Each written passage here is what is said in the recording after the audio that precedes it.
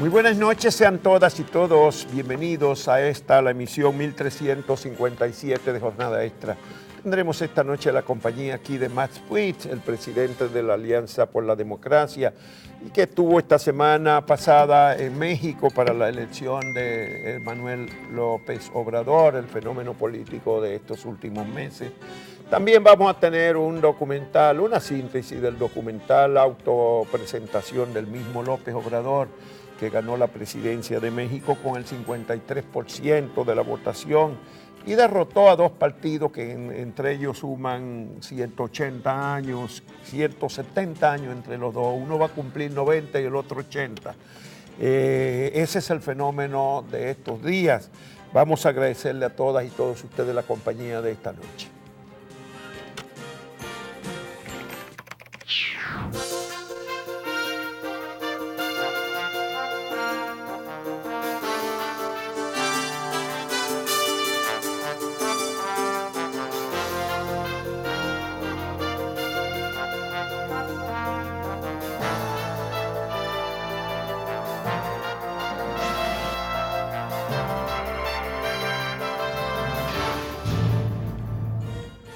El tema de la seguridad pública y la eficiencia de la policía están de nuevo en el candelero. El presidente de la República anunció por 14ª ocasión el envío de militares a las calles para tratar de controlar la tasa de delincuencia y violencia común que afecta a la sociedad dominicana y que ya es considerado como el tema fundamental de los dominicanos y dominicanas. Bueno, esa parece que es la única reacción que tienen los gobiernos cuando se producen esas oleadas que vienen de crímenes y violencia en la sociedad dominicana. Si fuera eso solamente contenerlo como contienen en algún momento esos operativos militares, pues todo el mundo estaría aplaudiendo. Lo único que eso conlleva también violación de derechos humanos, porque empiezan a hacer redadas en los barrios y a considerar delincuentes a todos los jóvenes que se mueven, y eso a su vez genera más resentimientos y exclusiones. Bueno, la policía tuvo una pésima semana porque en solo 6 días un allanamiento fallido vinculado al asalto del Banco Popular, que terminó con 2 personas muertas, el supuesto suicidio de un ciudadano en custodia de la policía en Santiago vinculado a otro asalto, una persona que murió en el destacamento de San Pedro de Macorís, después también de haber sido arrestado y asesinado, y un supuesto asalto a un destacamento han provocado. También hubo un asalto a un general retirado que le llevaron 100,000 pesos que sacó de una institución financiera en la parte este de Santo Domingo.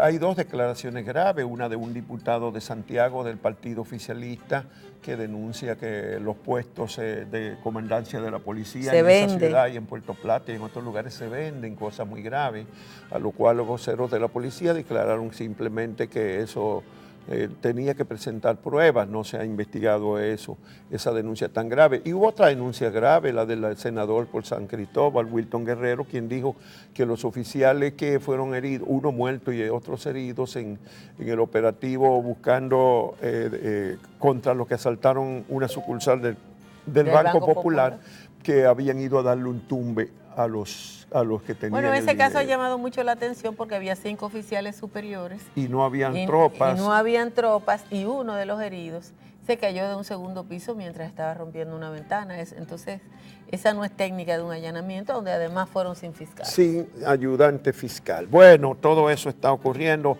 La justicia quedó también esta semana en entredicho con las publicaciones de las cartas de la jueza Miriam Germán Brito. Primero la carta dirigida al presidente de la Suprema Corte de Justicia, Mariano Germán, y después al procurador general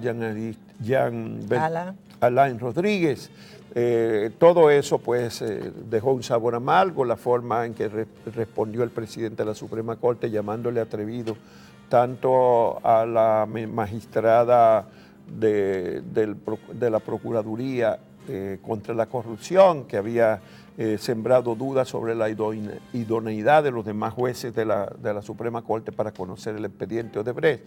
Y llamó también atrevida a la jueza Miriam Germán, que le pidió que interviniera y hiciera valer el respeto a la Suprema Corte. El presidente de la Suprema Corte de alguna manera mató dos pájaros de un tiro, igualando a la magistrada Germán Brito, una jueza de carrera conocidísima. Con lo que él considera que era un primer atrevimiento, y el pedir que enfrentara ese atrevimiento era otro atrevimiento para él. Entonces igualó a Laura Guerrero Pelletier, la directora del PETCA, una subalterna del procurador, con acciones muy difusas en la lucha contra la corrupción, porque no ha podido encaminar ningún proceso. Bueno, Miriam Germán es un ícono de la judicatura nacional, considerada un ejemplo en la judicatura nacional. Hay que decir que esta semana también hubo una declaración de la procuradora fiscal del Distrito Nacional, Jenny Berenice, que dejó también un sabor extraño, porque ella denunció la existencia de una mafia que hace, según ella, allanamientos y embargos ilegales. Y ella dice que como si no hubiese Estado de derechos en el país, y que ella ha recibido casi diariamente denuncia de esa materia. Acuérdate que hace 2 semanas... Pero que ella diga que ha recibido casi diariamente denuncias, quiere decir que eso se produce. Entonces no es como si no hubiera un Estado de Derecho, es que no existe el Estado de Derecho. Hace 2 semanas, según su propio razonamiento. Hace 2 semanas se investigó que una fuerza del Ministerio de Obras Públicas, entre la que participaba un pariente del ministro, había realizado un allanamiento de esa naturaleza con gente armada que le estaba adosada al ministerio. Son una serie de irregularidades. Es dramático que ella diga que casi a diario recibe denuncias y que va a actuar en contra. Va a actuar en el futuro, cuando debió haber sido en el pasado. Pero bueno, no hay Estado de Derecho en el país, y la situación tiende a agravarse de tal magnitud que el presidente del Consejo Nacional de la Empresa Privada, en una conferencia que dictó en Santiago en un almuerzo de la Cámara de Comercio, pues puso de nuevo énfasis en la necesidad de que el país enfrente la corrupción y haga respetar la institucionalidad como cosa fundamental para el desarrollo y la estabilidad y la seguridad jurídica del país. Los pronunciamientos de Pedro Brache llamaron la atención por la dureza en que insistió en el combate a la corrupción, llegando a afirmar que el país ha cambiado y ya no acepta la impunidad.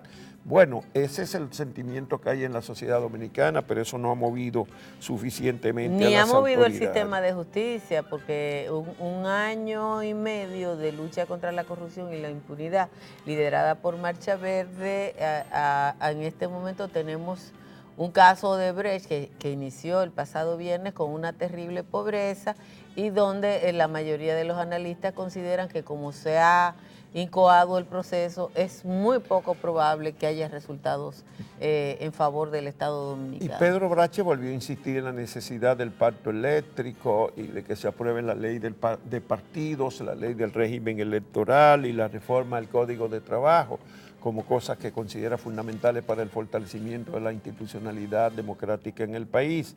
Todo eso se produce en el marco en que surgen versiones de que sectores danilistas habrían optado ya definitivamente por buscar que se declare inconstitucional la Constitución, o violatorio de derechos humanos la cláusula que prohíbe la reelección del presidente Danilo Medina. Esto por convencido de que no va a lograr que en la ley de partidos se incluya una posibilidad de que se utilice el padrón abierto.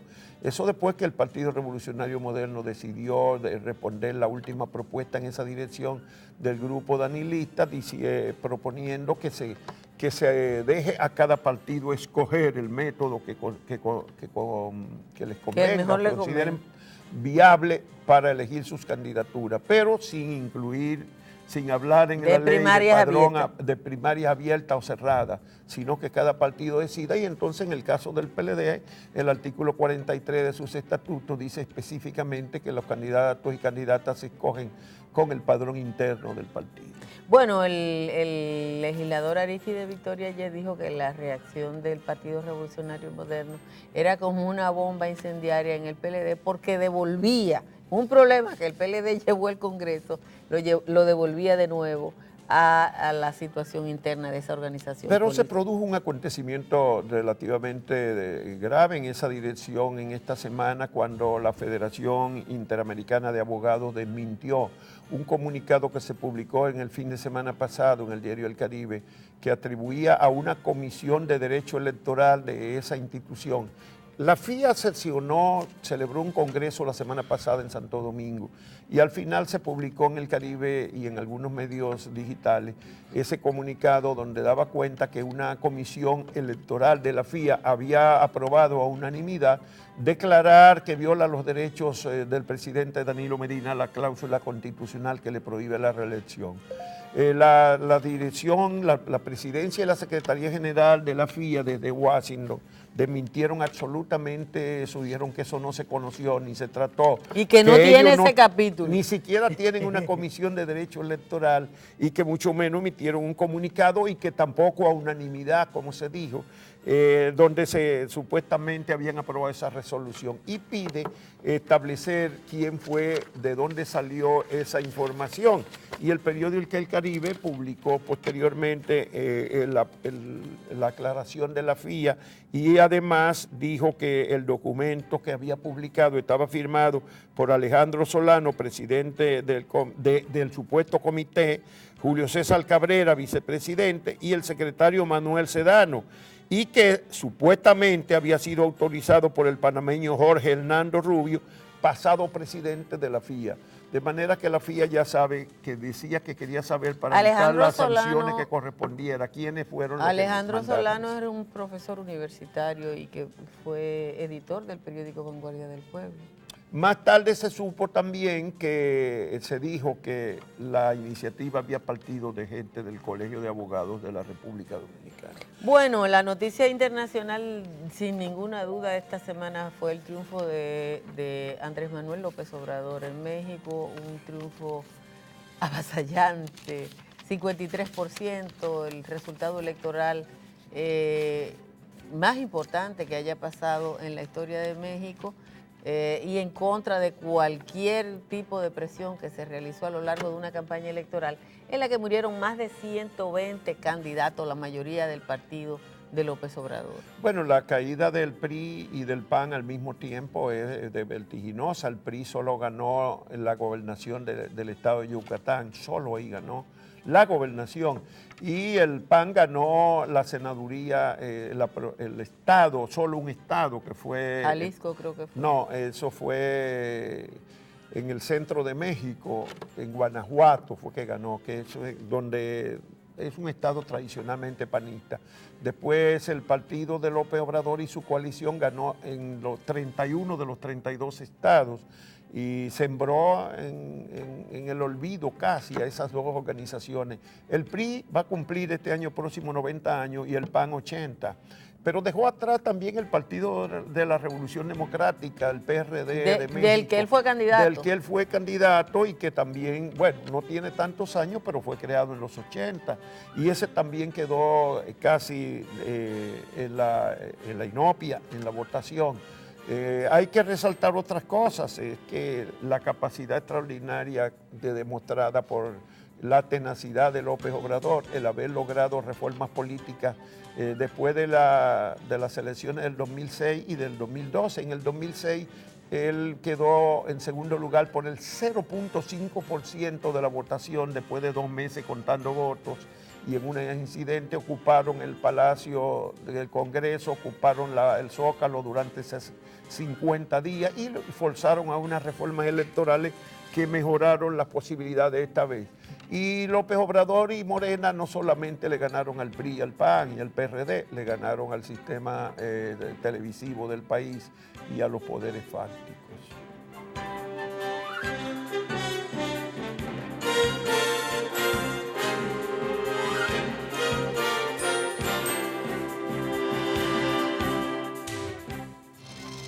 Andrés Manuel López Obrador esperó 12 años y en ese camino ocupó el liderazgo de la Ciudad de México hasta que obtuvo el triunfo electoral el pasado fin de semana.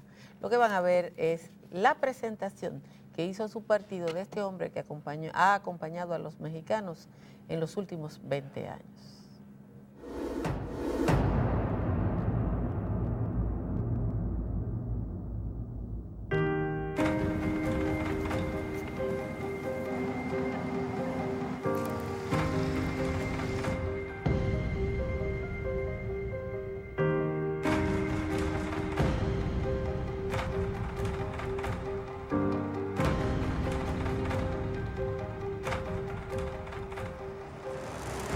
Palacio o a la chingada, a Palenque, Chiapas. Pero yo creo que va a ser a Palacio, porque la gente quiere que haya un cambio verdadero. Aquí vamos a estar despachando desde el 1 de diciembre del 2018.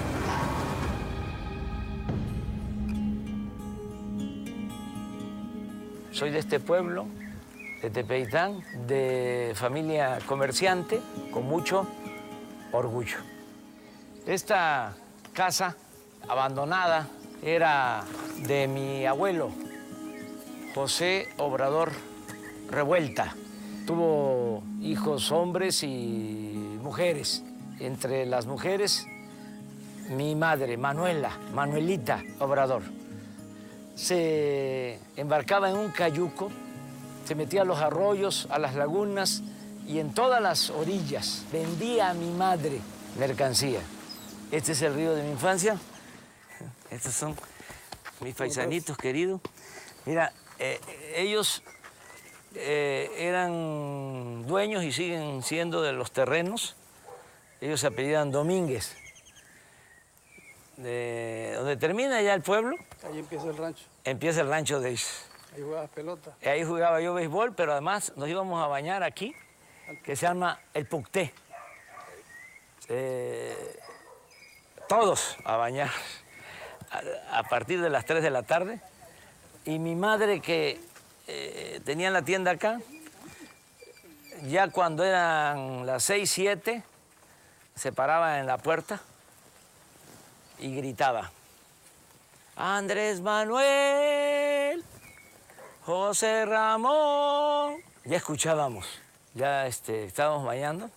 ¡Vámonos! Nada más voy a mostrarles la casa. ¿Ya escuchaste los araguatos? Mira, esta es mi casa, aquí nací, en Tepetitán, Macuspana, Tabasco. Chole. Hola, ¿cómo estás? Bien, bien. Me da mucho gusto verte. Que Dios te bendiga y te cuide. Estamos contigo como siempre. ¿Tú crees que Sí, se te puede muchas olvidar gracias. en Palacio? No, no se me va a olvidar. No se me va a olvidar. Como no se me olvidó cuando fui jefe de gobierno de la Ciudad de México. Dicen que el poder, cuando no hay convicciones, cuando no hay principios, atonta a los inteligentes y a los tontos los vuelve locos. Yo tengo principios, tengo ideales, estoy bien anclado, tengo los pies en la tierra, no levito, no voy a cambiar, nunca.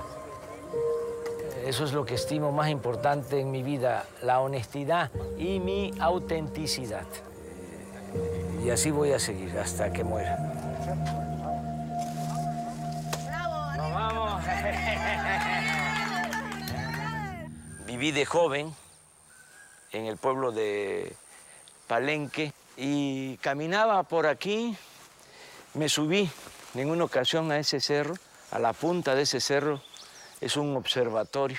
La cultura es lo que nos ha permitido resistir todas las calamidades. Somos lo que somos, no nos hemos desintegrado por nuestras culturas.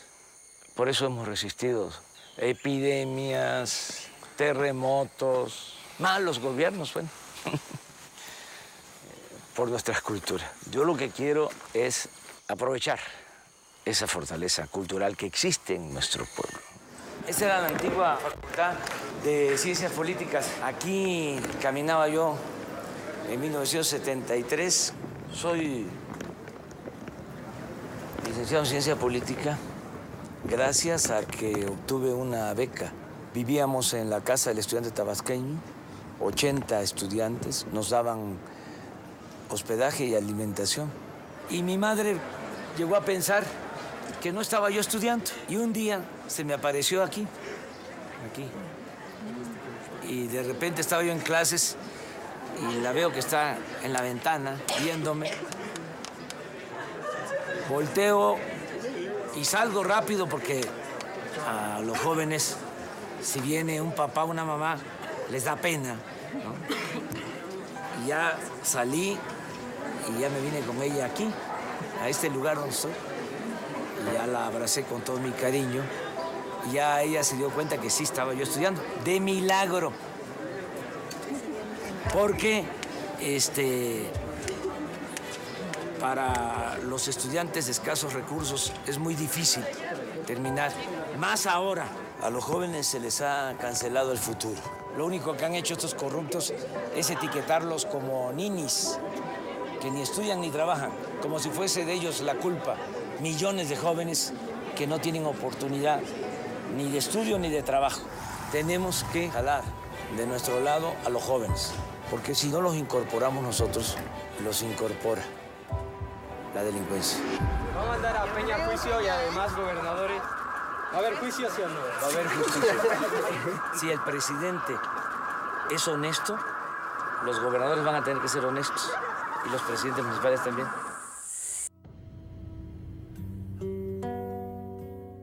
Este es el crucero del bordo de Nacajuca. Aquí en 1995 el movimiento indígena estaba reclamando porque Pemex contaminaba las tierras, el agua, el aire. Llego y me pongo adelante. De manera ingenua le digo al jefe del operativo, a ver, identifícate, ¿cuál es la orden que traes? Pues la orden era desbloquear para evitar que se nos vinieran encima. Empezamos a cantar el himno nacional.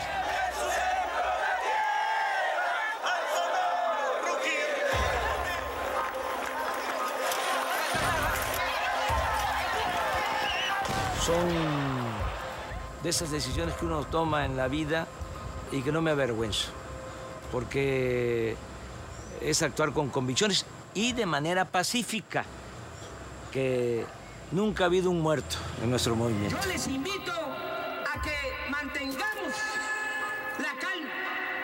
Y fíjense que les estoy pidiendo algo el día de hoy que fuimos agredidos. Un dirigente puede poner en riesgo su vida, pero no tiene el derecho de poner en riesgo la vida de los demás. Por aquí pasé caminando hace como 26 años, en el éxodo por la democracia, porque no querían respetarnos el triunfo en el municipio de Cárdenas, Tabasco. Y tuvimos que caminar desde Villahermosa hasta la Ciudad de México. En ese entonces yo era muy rebelde.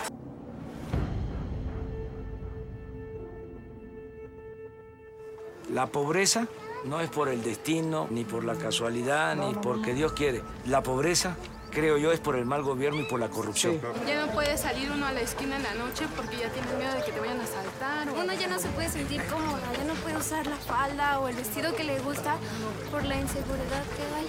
No queremos tarjetas, no queremos despensas, no queremos dinero, queremos trabajo y educación. Se los resumo en una frase. Becarios, sí. Sicarios, no.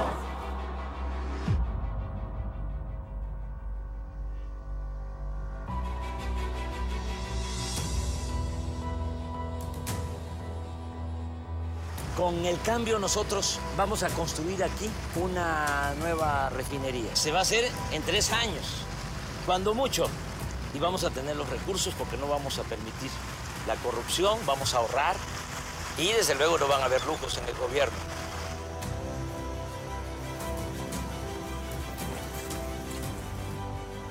Esta es una obra faraónica. Cuando empieza a funcionar, este nuevo aeropuerto, si es que se continúa, se tienen que cerrar 2 aeropuertos, o sea, para que empiece a funcionar este, porque si no habría interferencia aérea. Todo es influyentismo, corrupción, y eso no se puede tolerar. No nos los van a perdonar nuestros hijos ni nuestros nietos, ingeniero. Si la gente vota por un cambio, al día siguiente del triunfo, estoy tocando las puertas de Peña para decirle, este asunto vamos a arreglar. En política y en dominó, la indecisión es funesta. Hay que echarse para adelante siempre. Mira, como que yo creo que la política como el dominó es de definición. Ahí está, mira. De definición. 6, es muy bueno. No me voy a... Ay, ya está. Ya, se acabó. Mira. Ay. Nada, Ay, nada, ay, ay. esto no está terminado.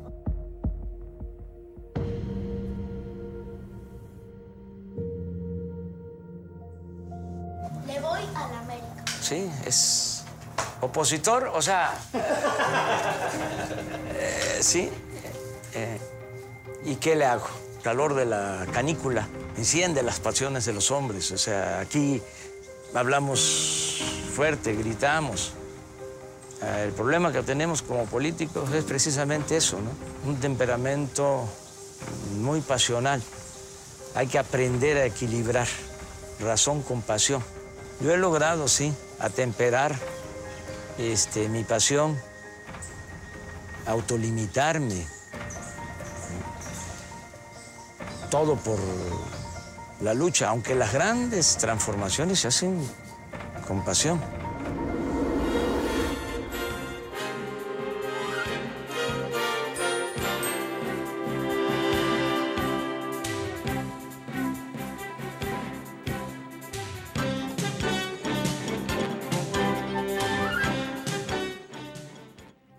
Bueno, es un placer tener con nosotros aquí al doctor Maspuig, sociólogo, un profesor universitario y un militante político ya de larga data en la política nacional, es el presidente de la Alianza por la Democracia.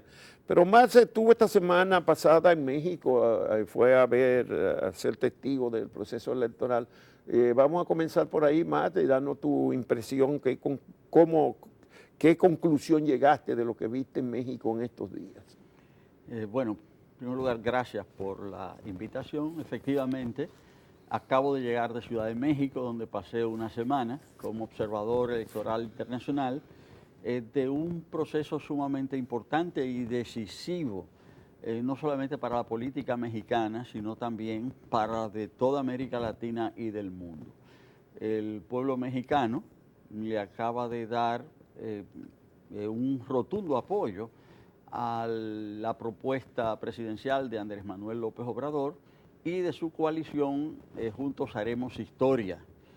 Estas elecciones no fueron unas elecciones cualquiera, porque hubo una participación electoral masiva, muy por encima del promedio de la participación electoral en México, y la coalición Juntos Haremos Historia, encabezada por Morena, el Movimiento de Regeneración Nacional de Andrés Manuel López Mateo, prácticamente produjo lo que algunos han llamado un tsunami electoral. Tú te diste un salto hacia atrás y dijiste López Mateo. Ay, perdón, el López Obrador, perdón. Sí, López Obrador. Sí, perdón, es cierto, López Obrador. Sí, lo tengo en la registrado, es decir, López Obrador. Y fue un verdadero tsunami electoral. 31 estados de 32, en algunas demarcaciones el triunfo fue extraordinario. En el Estado de México, que es el estado que circunda el Distrito Federal, de 45 legisladores, el Juntos Haremos Historia ganó 44. Solo uno perdió en el Estado de México. En el Estado de México. Y ese era, el Estado de México históricamente era como el búnker el gran bastión del PRI, pero además del bastión del PRI históricamente. Ahí pasó algo extraordinario, porque ahí se produjo el último gran fraude, porque es importante, yo creo, destacar que de qué es resultado también este triunfo de Andrés Manuel López Obrador y es el resultado de una intensa lucha por el establecimiento de la democracia en México. Hace 30 años se produjo una ruptura importante. En el antiguo PRI se formó el PRD mexicano, el Partido de la Revolución Democrática. Se produjeron elecciones que ganó en el 88, en el 88. Las elecciones tremendamente dramáticas. Dramáticas que ganó el ingeniero Cuauhtémoc Cárdenas. Después de eso, y eso fue hace 30 años. Digo, se la quitaron. Se la robaron. Eso fue Sí, un escándalo muy grande en México, esas elecciones del 88. Se la quitaron. Hay un triunfo histórico muy importante, que fue el triunfo del propio López Obrador en el año 2000. 2006. No, en el 2000, cuando él ganó la jefatura. Del Distrito Federal. Del Distrito Federal, porque ese triunfo de hoy tiene mucho que ver con su exitoso desempeño como alcalde de la gran ciudad de México, del Distrito Federal, las políticas sociales también que él impulsó, las políticas a favor de la juventud, de las mujeres. La transparencia. La transparencia. Dicen que nadie lo ha podido acusar de haberse quedado con un peso. Bueno, es que él dice, en su campaña, él decía, yo soy un hombre moral y un hombre honesto. Y retando a quien pudiese desmentir esa afirmación, y nadie pudo desmentirlo. Entonces eso da una fuerza muy grande. A él lo acusaban de que era izquierdista, de que si era chavista, de que se iba a poner en peligro México, pero nadie decía que él había sido un corrupto. No, eso nadie se atrevió. Entonces, en el año 2006, gana las elecciones, ya eso es un hecho admitido, hay un fraude, gana las elecciones en el 2012. En el 2006 quedó con 0.5 diferencia, en el 12 ya fue, la diferencia fue mayor. Es cierto, pero eso fue después de un conteo que se extendió a lo largo de 12 meses.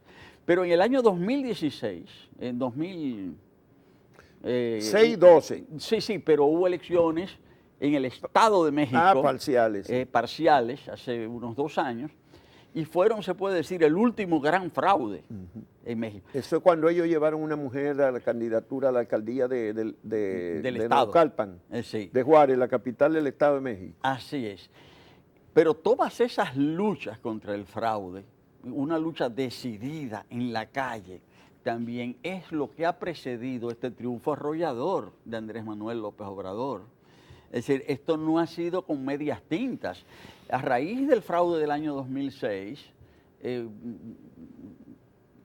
López Obrador y sus partidarios ocuparon el Zócalo durante casi 2 meses. 50 días. Yo esta semana limpiando mi biblioteca, por pura coincidencia me encontré con un libro de Elena Poniatowska, una reconocida periodista y escritora mexicana, que escribió un libro que se llama Los 50 días que ocupamos el Zócalo, justamente sobre ese proceso. Bueno, entonces, en ese momento, él fue investido, se puede decir, como presidente moral de México, con una banda. Al final de cuando desocuparon eso. Y fue investido como presidente moral, se le colocó una banda presidencial simbólica.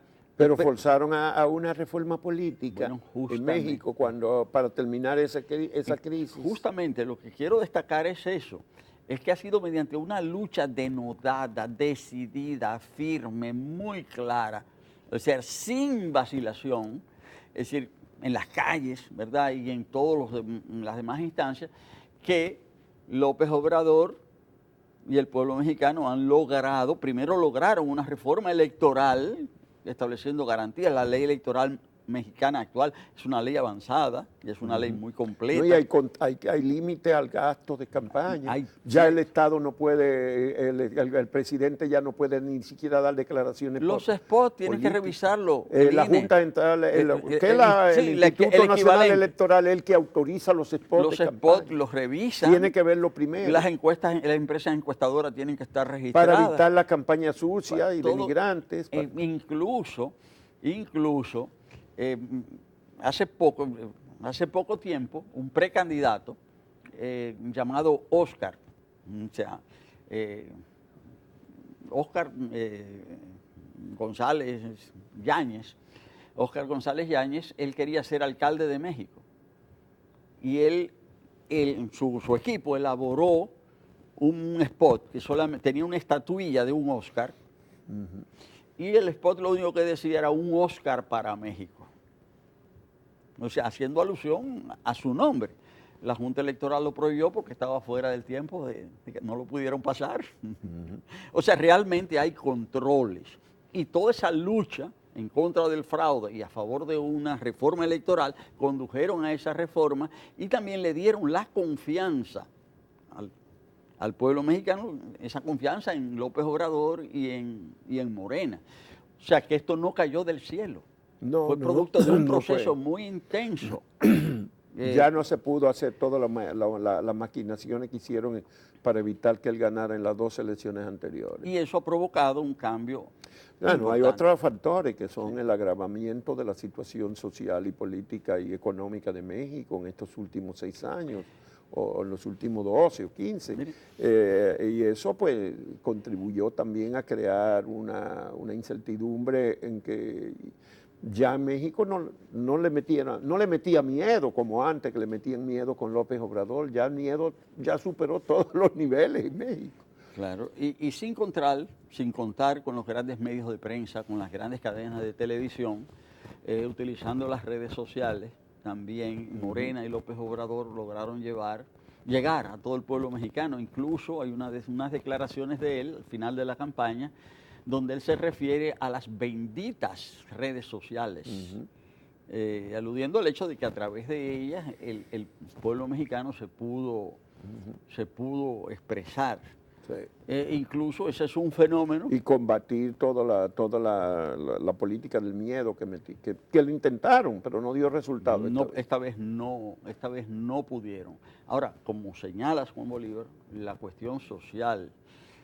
Yo estuve analizando un estudio sobre salarios que publicó en junio del año pasado la Organización Internacional del Trabajo. En ese estudio se comparan los salarios de todos los países de América Latina, con la excepción de 2 que no fueron incluidos, que fueron Venezuela y Haití. Entonces ellos comparan el salario mínimo y lo traducen a dólares. Y los 2 países que tienen los salarios mínimos de los más bajos, bueno, el más bajo es Cuba, sí, con $23, pero los salarios más bajos en realidad son los de México y República Dominicana, con una diferencia. Ellos compararon para qué alcanzaba ese salario mínimo. Entonces, en el caso de Cuba, a pesar de que es tan bajo, $23, pero sin embargo alcanzaba para cubrir el 100% de las necesidades básicas. Ese poquito dinero. Y en el caso de México alcanza más que en el de la República Dominicana. 78%, a pesar de que el salario mínimo mexicano es más bajo que el dominicano, pero alcanza para el 78% de las necesidades y el de aquí para el 63%. Porque allá, por ejemplo, es muy barato el transporte colectivo, donde quiera que te mete en el metro, paga un solo ticket y puede ir a cualquier lado de la ciudad. La conclusión del estudio es que de todos los países de América, los 2 países donde el salario rinde menos son México y República Dominicana, y en República Dominicana es el peor colocado de todos. Esa situación social, la violencia, el rol del narco, las presiones de Estados Unidos, lo que ha hecho López Obrador en el sentido de identificarse con su pueblo, es decir, produjeron esta movilización ciudadana, porque fue una movilización ciudadana. Bueno, pero ¿qué elecciones quedan? Con la caída del PRI, porque hay que decir que es una caída, el PRI solo ganó la gobernación de Yucatán. 15%, un partido dominante de 70 años. De 70, ¿no? Va a cumplir 90 años, bueno, el año próximo cumple 90 años el PRI. Fue en el 20... Y en el 29. En el 29 fue que fundaron el PRI. Y el PAN cumple 80 años porque fue en el 39. Sí, fue en el 29 que se fundó el PRI. O sea que uno cumple 90 y el otro 80 el próximo año. Y los 2 se lo llevó, pero no quedan de los partidos ya de más de 50 años, ya no quedan.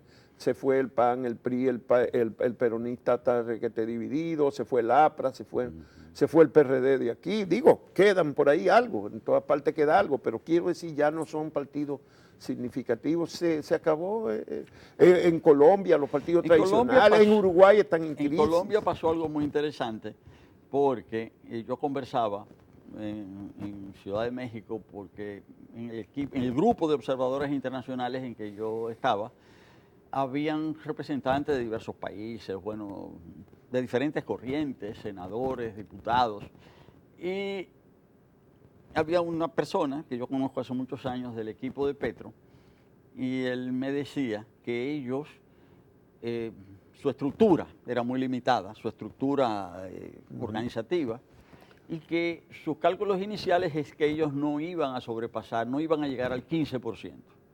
Pero a través de la movilización ciudadana y a través de las redes, en vez de un 15, sacaron casi un 25, 24 y pico, casi un 25, y eso les permitió pasar a la segunda vuelta. Es decir, precisamente cómo en este momento, con la renovación justamente de la vida política, con esas nuevas formas de hacer política, con esa identificación directa con las personas, pues ellos dieron un salto extraordinario. Ellos no pensaban pasar a la segunda vuelta y sin embargo lograron al final un resultado impresionante de un 42% con relación a la fuerza que ellos representaban inicialmente. Bueno, ¿alguna lección particular para los dominicanos? Yo creo que sí. Yo creo que sí. Yo pienso que en esto ha sido fundamental la determinación del liderazgo, pero no es solamente un liderazgo decidido, el de López Obrador y Morena, un liderazgo persistente, pero también muy, yo diría, muy luchador, es decir, en el sentido de que no apareció como un liderazgo vacilante, dubitativo, aparecieron como personas determinadas justamente, pero también luchando para establecer la reglas. amplitud de ese frente que se fue hacia un aliado a la izquierda y otro lado a la derecha, pero con una significativa participación. No es como aquí que se alían y le dan un candidato cada bueno, partido. entre esos hay algo interesante. Uno de los la coalición Juntos Haremos Historia tenía 3 integrantes. Morena, el más importante, el PT, que es el Partido de Trabajo, un partido tradicionalmente que viene de la izquierda, y el partido Encuentro Social. Que es evangélico, de base conservador.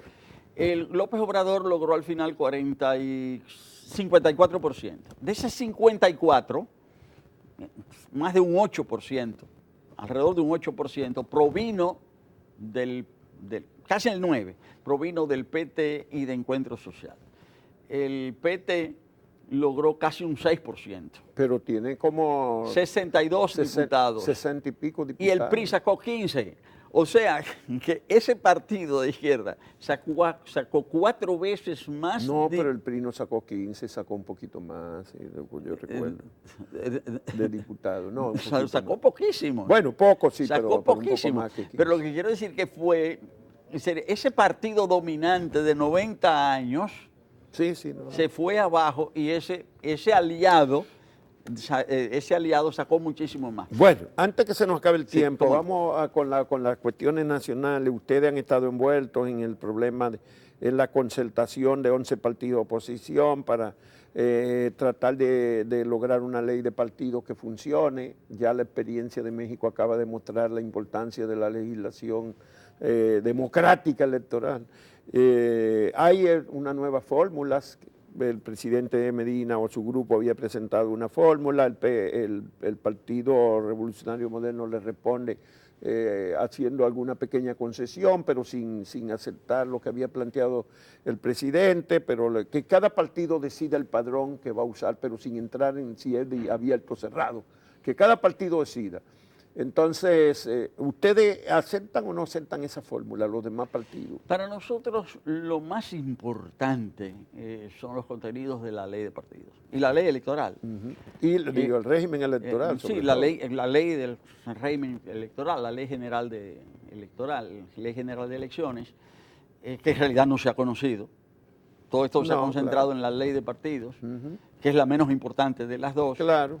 Ahora, dentro de esa, todo el gobierno ha hecho que se concentre el debate en cuanto al método de selección de las candidaturas, si primarias abiertas o cerradas, y esto ha hecho que haya quedado de lado lo esencial. haya quedado de lado lo fundamental. La transparencia, los controles, la mejor distribución del financiamiento el financiamiento, el delito electoral, el tema de cómo se va a hacer el escrutinio, es decir, toda una serie de... Bueno, ya eso sería de la otra ley, del régimen electoral. Es cierto. El escrutinio de la otra ley. Sí, pero todo el tema del uso de la propaganda, del uso de los recursos, eso es fundamental. Entonces yo pienso que en eso es que hay que concentrarse, porque se puede resolver ese tema con esa formulación y se aprueba, pero ¿y qué van a decir todos los demás artículos? No, por supuesto, no exime de la responsabilidad de los otros artículos. Y los otros artículos. Eso es para quitar, digamos, lo que el gobierno, el PLD aduce que ese era el problema. Bueno, o sea, vamos a decir, eso va a quitar si aceptan, porque habrá que ver si los danilistas aceptan esa reformulación. Sí, pero eso va a quitar una piedra. Y si los leonelistas también la aceptan. Eso quitaría una piedra. O sea, resolvería un artículo, pero lo fundamental es el conjunto y qué van a decir los otros artículos. Entonces, nosotros entendemos que lo que debe preocupar a la ciudadanía, lo que debe preocupar a los partidos políticos de la oposición y a todos los partidos en sentido general, es el contenido mismo de esa ley, porque eso ha quedado opacado. Bueno, pero en algún momento se vio en peligro la concertación de esfuerzos por la reforma de los 11 partidos. Se temía que el PRM iba a aceptar la fórmula de Danilo, no la aceptó, la modificó, y eso ha salvado la concertación por el momento. Bueno, sembró dudas. Sembró muchas dudas. Todo va a depender de lo que suceda esta semana. ¿Verdad? Hoy es domingo, vamos a ver qué pasa a lo largo de esta semana. Pero si esa es la fórmula de que cada partido decida el padrón que utilizará para la elección, ustedes no la objetarían. Sí, si es sobre esa base. Sobre esa base. Si es sobre esa base que se va a dar ese entendido, bueno, puede ser. Ahora, y ustedes ponen el acento en que se vaya al aspecto fundamental son los contenidos de las dos leyes. Los contenidos de las dos leyes son lo esencial. Y eso es lo que nos preocupa a nosotros. Porque al final nos entretuvieron con eso casi 2 años. Bueno, hemos pasado mucho tiempo entretenidos en aspectos no esenciales. Pero entre lo que aprobó el Senado hay cosas que son además contrarreformas. Es por un ejemplo, desastre. Llegaron a aprobar que se pudiera las empresas extranjeras invertir, en los partidos invertir, porque sí que es invertir. Pero eso es una barbaridad. Contribuir a los partidos hasta empresas extranjeras. Aprobaron barbaridades. Contra lo que el sentimiento de la sociedad y de la corriente internacional. No, y contra la democracia. Contra la democracia. Además, en la actualidad, es decir, eso está prohibido. Es y decir, establecían unos límites de gastos tan elevados que un candidato presidencial un precandidato podía gastar 700 millones de pesos. No, realmente, una ley incluso peligrosa, en el sentido de que se puede decir, aprobamos una ley, pero lo que se ha aprobado es peor que la situación que existía antes. Sí. Entonces eso no es ningún avance, al contrario. Podría ser hasta una regresión importantísima. Bueno, pero esa demanda sigue, la legislatura se está acabando, probablemente ya tampoco se apruebe en esta legislatura esa ley si usted insiste en lo fundamental, en los asuntos. Bueno, es que hay que insistir en lo fundamental, no podemos hacer de otra manera. Pues muchas gracias a Max Puig, el presidente de la Alianza por la Democracia, por la cortesía de haber aceptado nuestra invitación y actualizarnos un poco sobre lo que pasó en México recientemente.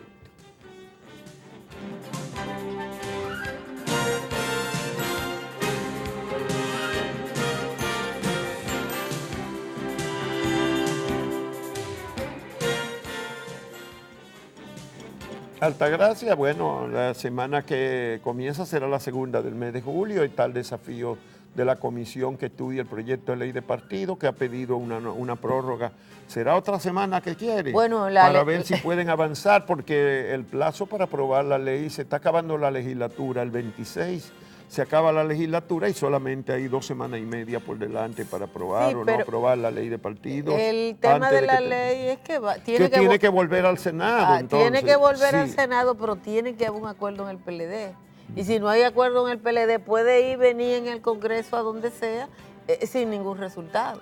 Pero el PLD tendrá que aceptar la realidad de que La fórmula que presentó el PRM es que cada partido escoja el método que crea conveniente para realizar su primaria. Y eso es lo que decía originalmente el proyecto de la Junta Central Electoral, y eso es lo que es razonable en todo sentido. Y eso es lo que dice el estatuto del PLD.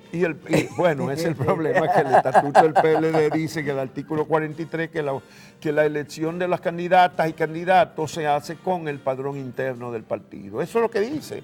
Entonces, en ese sentido, no satisface las expectativas del grupo danilista, que quería que una ley estableciera la posibilidad de que fuera por padrón abierto.